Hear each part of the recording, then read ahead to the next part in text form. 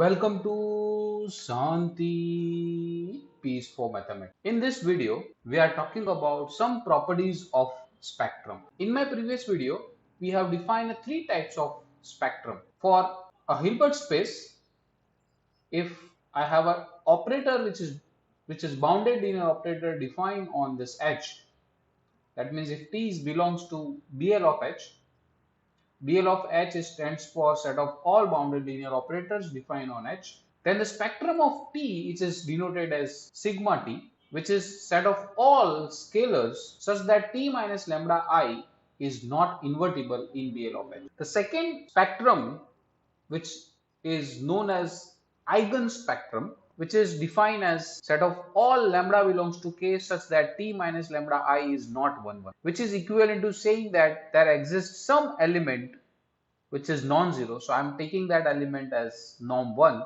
such that T minus lambda I x is 0. That means a kernel of T minus lambda I have one non-zero element. The third spectrum we have defined, it is approximate Eigen spectrum, which is defined as set of all lambda such that T minus lambda I is not bounded below, which is equivalent to saying that there exists some sequence xn belongs to H such that a norm of that sequence is 1, norm of that xn is equal to 1 and T minus lambda I xn is tending to 0. That means there is a sequence which tending to 0. Here it is equal to 0. Here it is tending to 0. So that's why it is approximate eigenspectrum. Also, we have proved that if lambda belongs to a spectrum of T, then a conjugate of that lambda will belongs to a spectrum of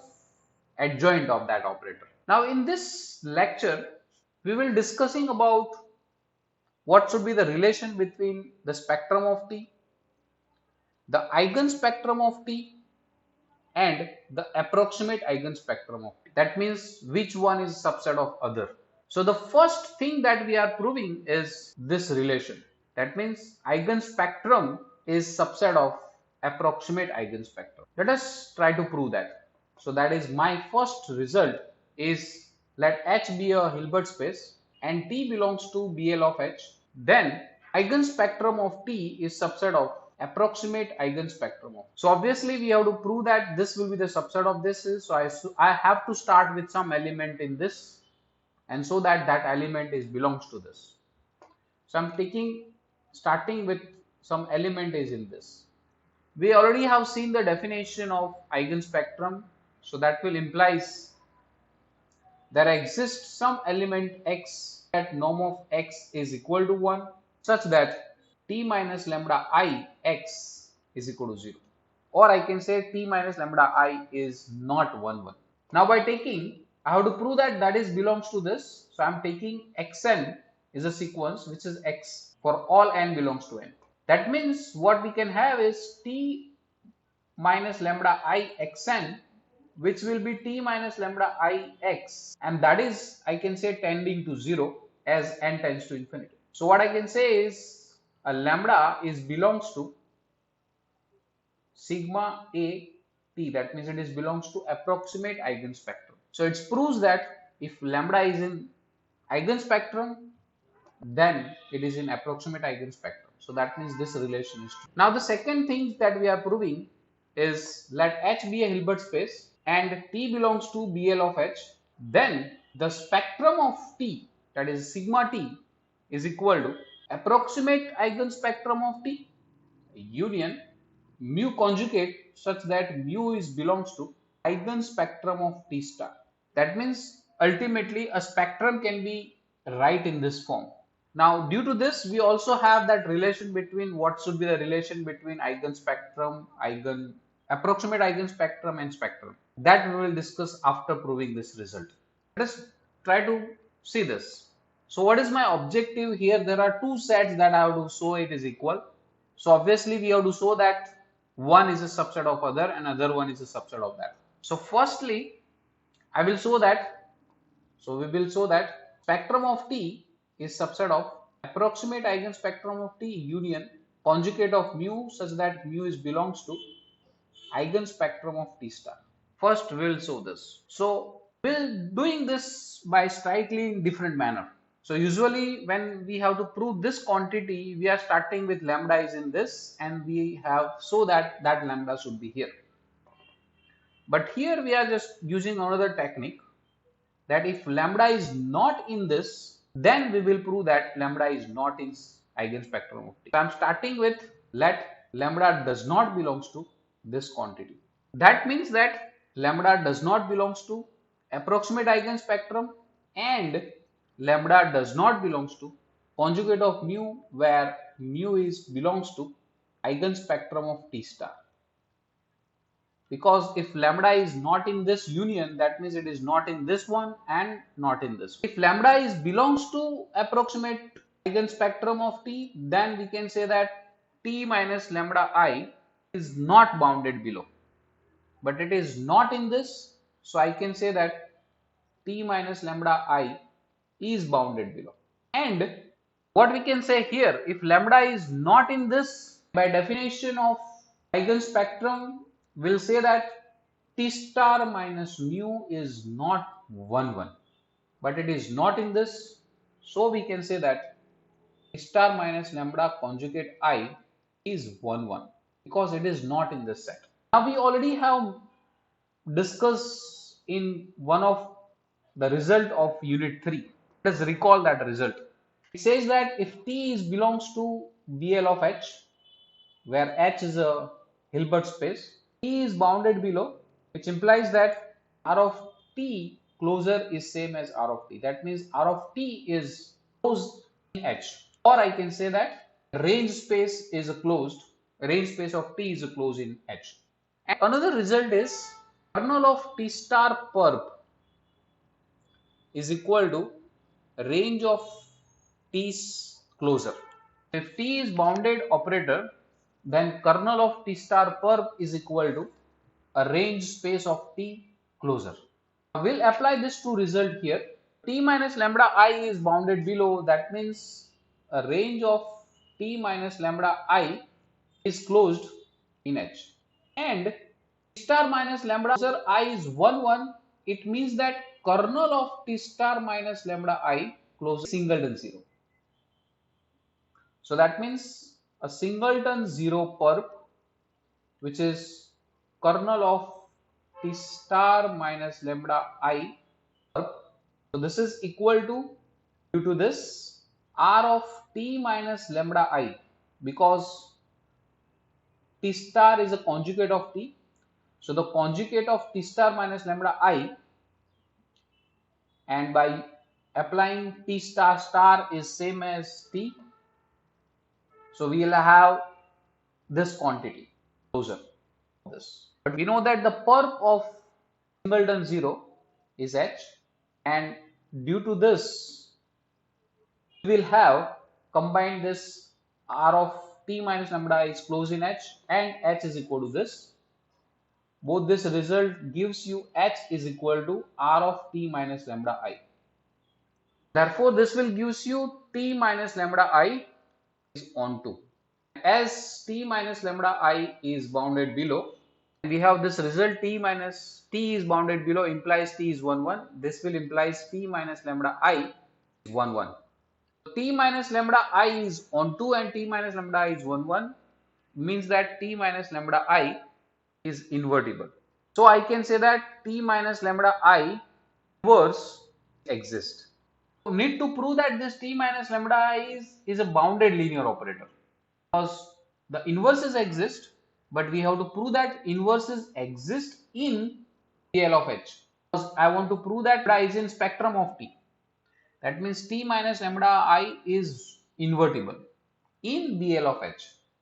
Since T minus lambda I is a linear operator, its inverse is also linear. So that is a clear. So we note that T minus lambda I is a linear operator. It's remain to prove that it is a bounded operator. As T minus lambda I is bounded below, we can apply the definition of bounded below. There exists beta greater than 0 such that norm of T minus lambda I x greater than or equal to beta times norm of x, all x belongs to H. This is by definition of bounded below operator. Let us consider, let us take, since inverses exist, I am taking y is equal to t minus lambda I x. So that means x is equal to t minus lambda I inverse of y. Norm starting with norm of t minus lambda I inverse y. To this it is norm of x. This quantity gives you norm of x is less than or equal to upon beta times norm of t minus lambda I x. T minus lambda I x is nothing but the y. That is equal to 1 upon beta times of y. Ultimately what we got is of t minus lambda y inverse at y is less than or equal to 1 upon beta times norm of y for every y is in H. And this is exactly the definition or a condition for t minus lambda I is bounded. Therefore, I can say that t minus lambda I inverse bounded. We mentioned that t minus lambda I is linear. So therefore, I can say t minus lambda I, it belongs to BL of H. That means that t minus lambda I invertible in BL of H. It means that lambda is not belongs to spectrum of T. We have started with lambda does not belongs to this quantity. That means we have proved that spectrum of T is subset of approximate spectrum of T union mu union conjugate of mu such that mu is belongs to eigen spectrum of T star. We have to prove the reverse inequality for this. Here also I am using the same technique. Prove that this will be the subset of this. So I am starting with element is not in this one, will show that that is in this one. Now it shall show that spectrum of approximate spectrum of T is subset of spectrum of T. So I am considering element which is not in this. So lambda is does not belongs to spectrum of T. Implies T minus lambda I invertible BL of H. Because if it is belongs to the spectrum, T minus lambda I is not invertible. So it is does not belongs to, so it is invertible. That means I can say T minus lambda I inverse belongs to BL of H. Starting with for any belongs to H. Starting with norm of X. This is inverse is exist. I should just write down T minus lambda I inverse into T minus lambda I apply at X. We'll have this. Definition, we can say that this is less than or equal to norm of T minus lambda I plus norm of T minus lambda I apply at X and if not. Since this minus lambda I inverse is belongs to BL of H, it is bounded. So I am just considering this quantity, entire quantity as 1 upon beta. So what I am taking is T is equal to upon norm of T minus lambda I inverse. This one, so I will have from this quantity, what we got it is 1 upon beta times, we will have is 1 upon beta times x greater than or equal to of T minus lambda I x. I can say that T minus lambda I is bounded below. I can say that lambda is does not belongs to approximate eigen spectrum of A, because approximate eigen spectrum of A says that T minus lambda I is not bounded below. It's bounded below, so it is not in this. So hence we can have approximate eigen spectrum is subset of eigen of spectrum of A. Lastly, we have to prove quantity, that is we say so that conjugate of mu such that mu is belongs to eigen spectrum of T star is subset of T. Considering lambda is belongs to this, means that lambda belongs to spectrum of T star. As per the previous result which we have discussed, that eigenspectrum of T is always a subset of approximate eigenspectrum of T. So that means this lambda conjugate is belongs to approximate eigenspectrum of T star. Now we have proved in here is for any bounded linear operator, approximate eigenspectrum is subset of a spectrum of T. So approximate eigenspectrum is subset of a spectrum of T. Due to this, we'll say that lambda conjugate is in spectrum of T star. In my previous video, we have proved that if lambda is belongs to spectrum of T, if and only if lambda conjugate is belongs to spectrum of T star. So due to that, we can say that lambda is belongs to spectrum of T. So hence we have started with this lambda is belongs to this quantity, this set. We have proved that it is belongs to spectrum of T. So hence we have this.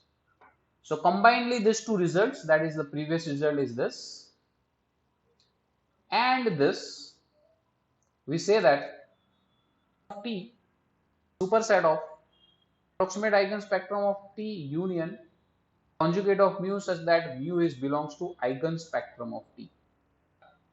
Finally, we can have achieve our result that eigenspectrum of T is equal to approximate eigenspectrum of T union this quantity, this set. Conclude what we have achieved in this. We have achieved that eigenspectrum of T is always a subset of approximate eigenspectrum of T, and this result is says that approximate eigenspectrum of T is subset of a spectrum of T. So spectrum of T is a largest set, approximate spectrum is smaller than that, and eigenspectrum is again smaller of that quantity. One should know that if a dimension of H is finite, that means if it is a finite dimensional space, then all these three quantities are same. So eigenspectrum is same as approximate eigenspectrum and it is same as a spectrum of T. And there are cases where we have a strict inequality. Strict inequality is always there. Let us see some examples in which we have a strict inequality here. That I'm just considering first one is a shift operator. So let us L2 to L2 as T of x1, x2 up to so on is equal to 0 x1, x2 up to so on. Observe that of Tx at 2 norm of this will be same as 2 norm of x. So T is actually isometric. So that T0 does not belongs to approximate eigenspectrum of T. The mean of 0 does not belong to approximate eigenspectrum of T means that T minus 0i bounded below. T minus 0i is not bounded below. Then we already have there exists some sequence xn belongs to H with norm of xn is equal to 1 such that T minus lambda I xn is tending to 0. That is another way is looking at T minus lambda I is not bounded below. It is a bounded below. So that means that does not have any sequence which satisfies this condition. Because if I can consider norm of xn is 1, then T of xn is always 1. So for all xn which having norm 1, T of xn is also tending to 1. So I should write as norm of xn is 1, norm of T of xn will tends to 1. I mean there does not have any sequence, not having any sequence xn with norm xn is 1 such that t minus 0i xn will tends to 0. Means that 0 is not in approximate eigenspectrum of t. 0 it is in spectrum of t. That we can show in this manner. Observe that E1 does not belongs to, no element here which gives E1. So this E1 does not belongs to R of t, but E1 is in L2. So that means is not onto. Not onto, so I can say that T is not invertible. T is not invertible, I can say that T minus 0i invertible. What does it mean? 0 belongs to eigenspectrum of T. So what we have seen is 0 belongs to eigenspectrum of T, but 0 does not belongs to approximate eigenspectrum of T. That means we have here is strict inequality. There is one element which is here, but it is not here. Let's have one more example which tells you that here you will have a strict inequality. So here we have seen that on this side we have a strict inequality. Now we will see that on the other side, that means on this side we have strict inequality. Let us consider this example. Define S from L2 to L2 as S of x1, x2 up to so on will define as x1, 2 by 3 and so on. Observe what is Sx equal to 0, which implies that this is my x. If Sx is 0, that means this quantity will be 0. That means x1, x3 by 3 up to so on, this is equal to 0. X1 is 0, x2 is 0 up to so on. So that will imply x is 0. X is 0, that means we can say that there does not exist non-zero x belongs to L2 such that S of x is 0. Hence S is 1 1. S minus 0i is 1 1. 0 does not belongs to eigenspectrum of T. Sorry, eigenspectrum of S. Because if 0 is eigenspectrum of S, means that S minus 0i is not 1 1. Here it is 1 1, so 0 does not belongs to this. Now I will prove that 0 belongs to approximate eigenspectrum of S. So for that I am considering En. It is 0, 0 up to 1, and this 1 it is in nth place. So what is S of En? So if I apply S of E on En, it will give me 0 0 0 1 here. So at nth place it is 1. So nth term is survive here. All other terms will be 0. So it will give me 1 upon n En. Note that a norm of En is 1 and norm of S of En will be same as norm of 1 upon En, which will be tends to 0 as n tends to infinity. So that means we have En which is in L2 with norm of En is 1 such that norm of S minus 0i En tends to 0.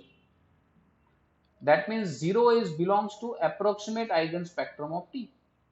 Sorry, S. We have proved here if 0 does not belongs to eigenspectrum of T, but 0 belongs to this. So this is a proper subset of each other. Proved for this lecture. In this lecture, we have proved that spectrum of T of approximate eigenspectrum of T, which is subset of spectrum of T. And a spectrum of T can be calculated as approximate eigenspectrum of T union conjugate of mu such that mu is belongs to eigenspectrum of T star. Relation is proper. That is the conclusion for this lecture. Watching for video. Bye bye. Sayonara. See you in next video.